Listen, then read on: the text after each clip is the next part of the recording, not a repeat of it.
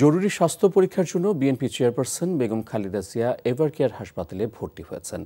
বেগম খালেদা জিয়ার বিষয়ে উৎকণ্ঠার কিছু নেই জানিয়ে তার ব্যক্তিগত ডাক্তার এজএম জাহিদ হোসেন বলেন, পরীক্ষা নিরীক্ষার উপর নির্ভর করবে তিনি কতদিন হাসপাতালে থাকবেন। রোববার রাতে সাংবাদিকদের ডাক্তার জাহিদ এসব কথা বলেন।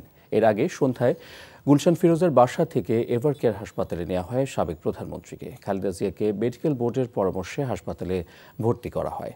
গত জানুয়ারিতে উন্নত চিকিৎসার জন্য লন্ডন গিয়েছিলেন তিনি। সেখানে ১১৭ দিন অবস্থান শেষে ৬ মে দেশে ফেরেন। ওনার শারীরিক অবস্থা নিয়ে আমরা ডেফিনেটলি ওনার সুচিকিৎসার ব্যাপারে যথাযথ ব্যবস্থা গ্রহণ করা হচ্ছে এবং সর্বোচ্চ সতর্কতা অবলম্বন করে নিবিড় চিকিৎসা দেওয়া হচ্ছে।